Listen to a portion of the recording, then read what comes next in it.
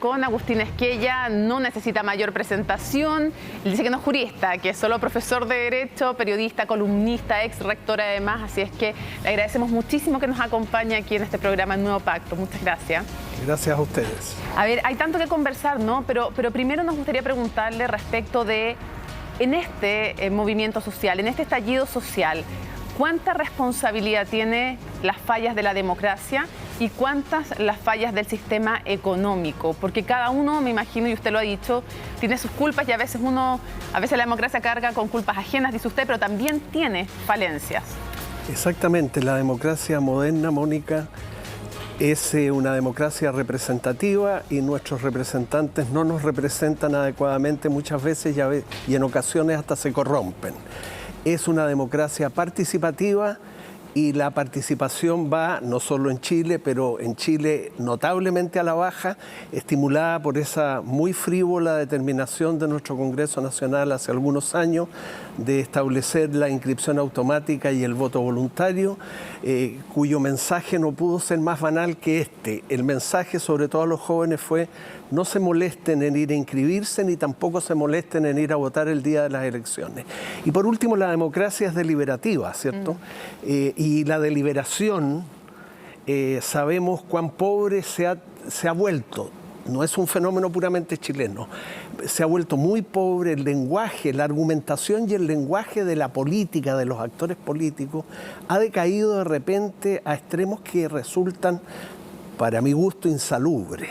Entonces sí, la democracia ha fallado. Pero han fallado los políticos, personalmente. El problema es que cuando se desacreditan los políticos, acaba desacreditándose la política como una actividad indispensable en la sociedad. Y cuando cuando se desacredita la política como actividad, no tarda en desacreditarse la democracia como forma de hacer política. Algunos dirán que para beneficio de algunos, incluso para alegría de algunos sectores. Quiero preguntarle respecto al tema económico antes que profundicemos de nuevo en democracia.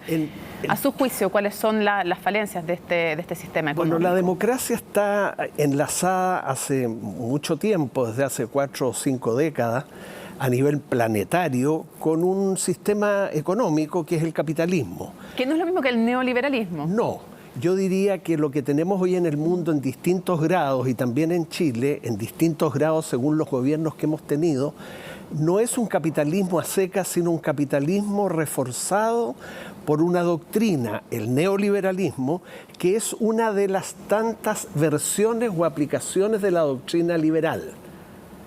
En consecuencia, lo que tenemos hoy económicamente, creo yo, es un capitalismo neoliberal hegemónico, y el neoliberalismo es una doctrina no solamente económica. El capitalismo es un sistema económico, pero el neoliberalismo es una doctrina liberal, una de las varias, pero no solamente económica.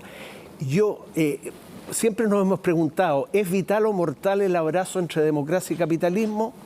Es que hoy día la pregunta, creo yo, tendría que ser: ¿es vital o mortal el abrazo entre democracia y capitalismo neoliberal? Y realmente yo creo que es más mortal que vital. Agustín, hay un tema que creo yo que ha permeado buena parte del movimiento y es que rompe con los parámetros clásicos de cómo los movimientos y cómo uno está de alguna manera acostumbrado a enfrentar esto. Yo decía el otro día que había una suerte de parámetros donde dice: la fórmula era: si hay movimiento, hay líderes; si hay líderes, hay partidos; si hay partidos, se puede negociar; y si se puede negociar, hay una cocina siempre dispuesta para poder traicionar más tarde. Por lo tanto, aquí el problema es que no se ven líderes clásicos en términos de personas que eventualmente estén a cabezas de grandes movimientos, como era la formación clásica de partidos políticos, y es indudable que uno necesita cómo se canaliza. Por eso es que yo creo que ha sido tan interesante que se postule generar un movimiento de comunicación desde la base, sobre la base de esto, el nuevo pacto, o desde esta posibilidad constituyente. Tienes razón, Fernando. Hay escasez de líderes políticos porque están desacreditados, unos más, otros menos. No tenemos líderes sindicales muy visibles porque los sindicatos han sido sistemáticamente destruidos en Chile en las últimas décadas, ¿cierto? No tenemos líderes religiosos porque la Iglesia Católica, y no solo la católica, han entrado en un estado de manifiesta descomposición. Si tú revisas en consecuencia aquellos lugares de la sociedad donde pueden surgir el liderazgo, la política, la vida social sindical, las iglesias. No hablemos de los intelectuales porque estos sí que no deben llevar vela en este entierro. El peor gobierno sería el gobierno de los filósofos, el gobierno de los intelectuales. Los intelectuales estamos, supuesto que yo lo sea, para desatar nudos lentamente. Los políticos, los líderes, los que gobiernan tienen que cortar nudos. El problema es que a veces los intelectuales nos pasamos la vida desatando un nudo y no conseguimos nada, y a veces anudamos más todavía. Y los políticos que cortan nudos a veces los cortan precipitadamente, se apuran demasiado de manera irreflexiva, o como en el caso de Chile, y eso es lo que estamos viendo, cortan los nudos, postergan los cortes de nudos, como hemos postergado la discusión constitucional en Chile una y otra vez por ese miedo atávico a los cambios importantes. ¿Cómo ve en ese sentido al presidente Sebastián Piñera y cómo lo ha visto en su gobierno y en esta crisis en particular? Yo lo he visto, como no puede ser menos, sorprendido, confuso, perplejo. El presidente de la Cámara de Diputados decía en un cierto estado de choque, y lo comprendo perfectamente. Si un presidente, por mucha investidura que tenga, es un ser humano, tiene que comportarse como un presidente. Y en consecuencia, claro, ha habido decisiones de él y expresiones de él, sobre todo, desafortunadas, que pueden ser comprensibles en la psicología de la persona Sebastián Piñera Echenique, pero que no son excusables en la persona de un presidente. Yo noto, sin embargo, que progresivamente él ha ido moderando su lenguaje y de una manera sincera o insincera, real u oportunista, no puedo entrar en el fondo de su corazón, expresando alternativas, incluso en el tema constitucional, que pueden ser auspiciosas. Porque aquí, si no se repone la conversación, que se interrumpió durante varios días, no vamos a llegar a ninguna parte. Y en consecuencia, de ahí el error, creo yo, de algunos representantes políticos que, llamados a conversar en medio de una crisis social de la magnitud de la que tenemos, llamados a conversar por un presidente elegido democráticamente, se resten a conversar, o sea, se resten a la oportunidad de encararlo y de decirle en qué no están de acuerdo y en qué sí podrían estar de acuerdo. Creo que fue una mala decisión, pero progresivamente también, Mónica, eso ha ido mejorando. Agustín, hay Ahora, creo una cosa, sí. Fernando. Yo soy muy mal pronosticador. Yo no sé lo que va a pasar con el país mañana, ni pasado mañana. Caballos tú. Apuesto a los caballos y así me va. Bueno, pero lo que te quiero decir no que un buen pronóstico cómo le va con los caballos. No tengo buena perspectiva, como quien dice. Pero algo me dice, si uno piensa en la próxima elección presidencial, que probablemente él o los candidatos, más que políticos tradicionales, que los hay algunos buenos y con méritos para competir, se vaya a dar entre líderes sociales. La próxima elección presidencial. Y es probable, no estoy pasando un aviso porque yo no milito en ningún partido, aunque eso no significa que carezca de ideas políticas bien definidas, creo, que una posibilidad real para la centroizquierda, y digo centroizquierda incluyendo a la Democracia Cristiana, podría ser la de levantar una candidatura de algún líder social visible, transversal, con imagen nacional, y que los políticos que hoy día están como polillas buscando la cámara para ver si suben un puntito en las encuestas preelectorales, dando un espectáculo realmente muy patético, cedan a la figura de algún líder social. No me pregunten el nombre, a mí no se me ocurre. No se me ocurre. Hay otra variable que yo creo que es súper importante, tú mencionaste eso en alguna columna, y que tiene que ver con la forma clásica en que nosotros comunicamos el progreso. La forma clásica en que nosotros comunicamos el progreso es a través de números, es a través de promedios. Nos comparamos con otros países sobre la base de algún número que dice que estamos mejores que ellos. Y si es que hay algo que ha pasado, creo yo, con toda esta situación convulsionada de estos últimos días, es que como que la gente quiere dejar de ser, que lo metan, lo encasillen dentro de un número y quiere una cosa mucho más humana, mucho más personal. Están reclamando no por estos 30 pesos de más, sino que están reclamando por un montón de cosas que cada cual gatilló en su propia vivencia. Por esa razón, salen a la calle personas que no tienen metro, digamos, en las regiones, y que cada cual previó que esa alza, ese último busito, tenía que ver con algo que también le había pasado a ellos y que no estaba reflejado en el lenguaje económico de los números. Es tan cierto lo que dice Fernando, de que a mí me divierte, pero es peligroso divertirse mucho hoy día con estos disparates, que en un país en que nos venían diciendo de lado y lado que ya no había clases sociales y menos lucha de clases, se decretó que todos somos clase media. Si no hay clases sociales, ¿por qué hay clase media? Y clase media, es muy cómico esto, baja, media y alta. Y seguramente hay una clase media altísima. O sea, se decretó que todos somos clase media como una manera de hacer lo que tú dices, de adjudicarnos categorías tan anchas que nos hagan sentirnos bien. Normalmente se recurre al ingreso per cápita, ¿cierto? Y Chile destaca entre los países de América Latina, pero habría que corregir los indicadores, ir progresivamente o rápidamente a indicadores que sean mucho más finos, mucho más sofisticados, y que más que referir lo que pasa macroeconómicamente, reflejen cómo va la economía, el bienestar de las personas. Esto es una tarea para técnicos, yo no lo soy, pero deberíamos los técnicos hacer un esfuerzo en ese sentido para captar mejor qué diablos está pasando con personas que reciben bajísimos ingresos, que reciben bajísimas pensiones y que compensan con crédito, con endeudamiento forzado. Y la mayoría de las familias está endeudada y la mayoría de las familias está morosa. ¿Cómo puede ser justo un país donde los bajos sueldos y las bajas pensiones se compensan con endeudamiento? Agustín, quiero leer los datos de acá que tenemos de la encuesta Termómetro Social de SOC, también del Centro Milenio y también, evidentemente, de COES. Y dice varias cosas. Por ejemplo, hay un alto consenso en esta encuesta, a lo menos, respecto de las prioridades sociales. Respecto a las prioridades, por ejemplo, pensión y jubilación, un 91%.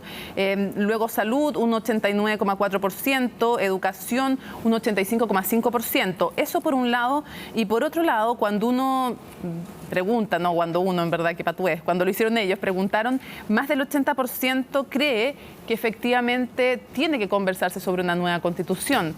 Y también cuando se dice cómo se busca ese camino, que el gobierno convoque instancias de discusión ciudadana y que desde allí surjan propuestas, lo ve como un camino un 86,4%. Entonces quisiera preguntarte por esto que hemos mencionado y que es el nombre del programa, este nuevo pacto social. ¿Dónde se firma, entre comillas, metafóricamente, un nuevo pacto social y qué rol tiene ahí, si es que es necesaria o no, una nueva constitución? Bueno, yo creo que un pacto social en el sentido amplio de la palabra social se plasma aquí y en cualquier otro país en su constitución. En consecuencia, si de lado y de lado del espectro político se está pidiendo un pacto social en el sentido amplio, pues no va de suyo que tenemos que reanudar el camino hacia una nueva constitución. Fíjate que las demandas que tú señalaste con porcentaje tienen que ver todas con derechos sociales. Atención sanitaria, educación, vivienda, previsión. Y fíjense ustedes cómo hasta hoy, probablemente ya a partir de hoy no, un sector importante político del país, el que está en el gobierno, niega la existencia de los derechos sociales.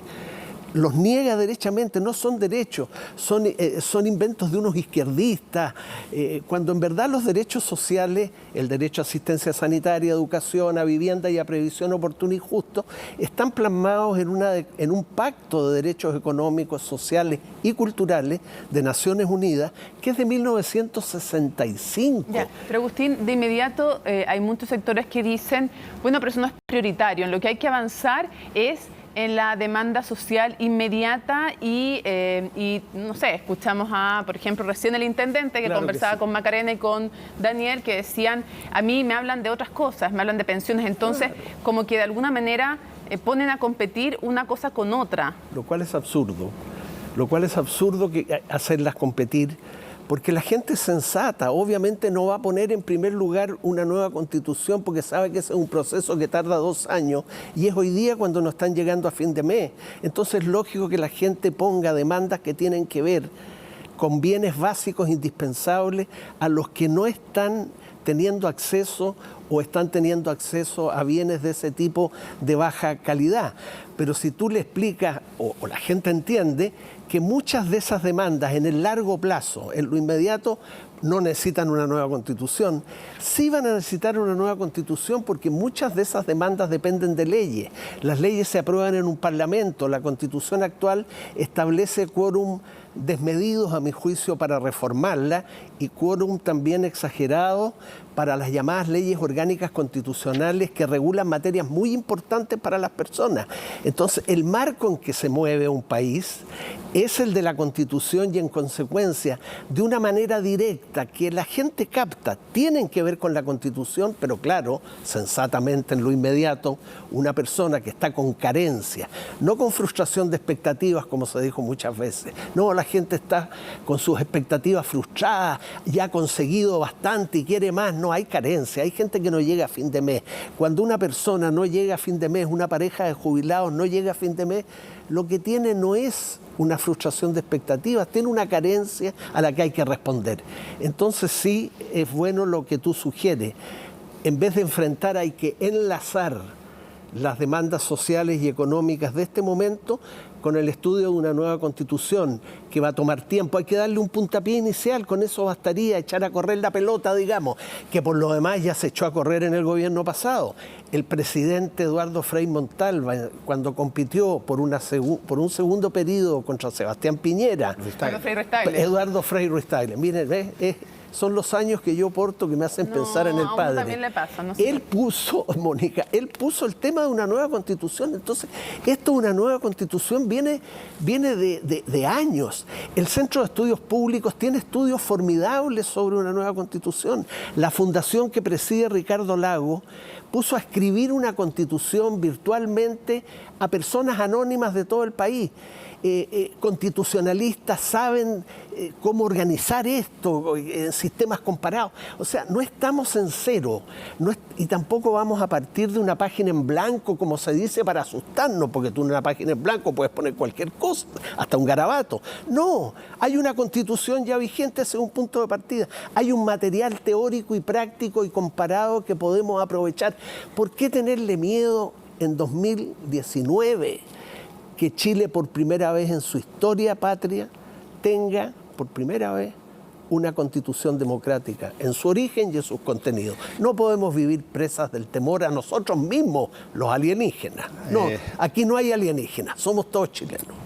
Agustín, hay otra variable que ha surgido, que ha venido desde el Parlamento y que de pronto puede cruzarse con alguna de las otras cosas que se están haciendo, que son básicamente las acusaciones constitucionales. La acusación constitucional contra el exministro del Interior, Andrés Chadwick, incluso hay una promoción de acusar constitucionalmente al propio presidente Sebastián Piñera. ¿Cómo ves tú esas medidas concomitantemente a lo que está pasando en todo el otro orden de cosas? Mi parecer, Fernando, es que el momento que estamos viviendo es tan agudo, de pronóstico tan difícil e incierto, que las autoridades políticas del país, particularmente el Congreso, deberían concentrar el tiempo y la energía escasa de que disponen, porque no pueden trabajar 24 horas al día, a las demandas que deben atender antes que a nuevas acusaciones constitucionales.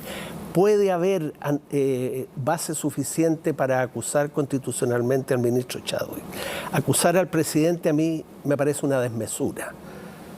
Las instituciones en Chile tienen que funcionar, tal vez para producir nuevas instituciones, pero en democracia tú no instalas nuevas instituciones cerrando las anteriores. Eso es lo que hizo la dictadura. En una democracia, si no te satisfacen las instituciones que tiene, ni las personas que las dirigen u ocupan, pues a partir de ellas mismas tienes que generar las nuevas. De manera que, pareciéndome en el caso del presidente una desmesura, no es eso algo que podría ayudarnos, creo yo. En el caso del ministro Chadwick, que puede haber más fundamento, yo pienso, los tiempos son limitados, las energías son escasas, concentrémonos en lo que vale la pena, 4 meses perdió el Parlamento en la acusación contra la ministra Cubillos. ¿Que había fundamento? Sí, dicen uno. ¿Que no había? Dicen otros. Que la cosa era que sí, que no, varios. Bien, pero estuvimos 4 meses, ustedes también como medio, metidos en eso. Y perdonen si yo hago un elogio.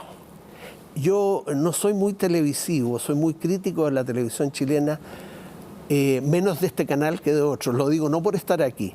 Pero yo creo que hay que agradecerle a la televisión chilena cómo ha cubierto estos 15 días, con las cámaras sobre los hechos, con comentarios reflexivos y responsables de las personas que están en cámara e invitando personas con un criterio pluralista. Déjenme decirlo porque yo he escrito columnas críticas de la televisión, con fundamento creo, pero cuando la televisión se anota un poroto, ¿se lo anotó? Es bueno decirlo en la propia casa de la televisión. Se lo agradecemos, lo cual no quiere decir que no estemos nosotros constantemente también haciendo, evidentemente, una autocrítica. Que tenemos hartos errores de que hacernos cargo. Un tema súper relevante también es el tema de los derechos humanos. Me gustaría ver con qué perspectiva ve usted lo que ha ocurrido, las acusaciones de violación a los derechos humanos, la labor del INDH, también las críticas que recibe y la importancia que tiene, porque una cosa son las responsabilidades políticas y otra cosa son las responsabilidades penales. La importancia de la verdad y la justicia, también en un contexto de democracia que tiene un peso y tiene una relevancia también para la validación de instituciones que cuando uno ve la confianza en esta misma encuesta que mencionábamos, salvo bomberos, el resto bastante mal, por no decir penoso el nivel. Entonces, ¿qué importancia tiene la verdad y la justicia respecto a las actuales denuncias que hay de violación a los derechos humanos? ¿Y por qué uso la palabra denuncia y no actos? Porque aunque a uno le parezcan claros, en varios casos, estoy haciendo uso del lenguaje judicial en el sentido de que todavía no hay sentencia, pero hay casos graves. Hay 5 personas que hay querellas presentadas por muertes en manos de agentes del Estado. Tengo el último reporte del INDH, me gustaría de hecho citarlo para no equivocarnos en los números, en lo absoluto, pero estamos hablando de 179 acciones judiciales, 1.574 personas heridas en hospitales, 5 querellas tienen que ver por homicidio, por violencia sexual 18. Entonces quisiera preguntarle cuál es su juicio de lo que ha pasado y de la importancia de la verdad y la justicia. Mira, eso es lo malo, entre otras cosas, de los estados de excepción, porque incluso el más leve de todos, como es el que se impuso de emergencia, siempre se va a traducir en alguna medida en violaciones a los derechos humanos. Cuando tú, además de la policía regular, sacas al ejército armado a la calle, la posibilidad de que ocurran, como han ocurrido según las estadísticas que tú muestras, violaciones a los derechos humanos, eso va a ocurrir. No lo digo para consolarnos, ni menos para conformarnos. Pero a mí también me ha parecido muy bien la actitud del Instituto Nacional de Derechos Humanos, una institución, seamos francos, que las fuerzas políticas que hoy apoyan al gobierno tradicionalmente han criticado, hasta se han mofado de ella, han maltratado personas que estuvieron al frente de esa institución.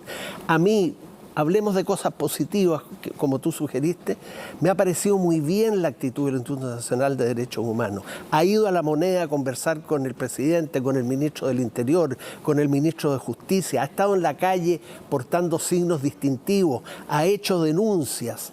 En consecuencia, yo colacionaría esto como una de las cuestiones positivas. Tenemos esa institucionalidad, podemos aprovecharla mejor. Por supuesto que tendrá que haber, a partir de las denuncias, procesos y sanciones para los casos en que se justifique, porque los derechos humanos tienen otro nombre también, Mónica, que a mí me gusta más, pero bueno, esta es una maña académica, derechos fundamentales. Todos tenemos derechos personales, ¿no? Si yo le compro a Fernando su corbata y él me la vende, yo sí, en realidad está para regalar. No, voy a guardar silencio. Yo tengo el derecho, si te la pagué, que tú me entregues la corbata, y tú tienes el derecho de que yo te entregue el valor que pacté contigo. Pero ese es un derecho tuyo y mío. No es un derecho fundamental el del comprador ni el del vendedor, pero hay un cierto elenco de derechos a nivel de los países y a nivel internacional que por algo se rotulan derechos fundamentales, entonces hay que tomárselos muy en serio.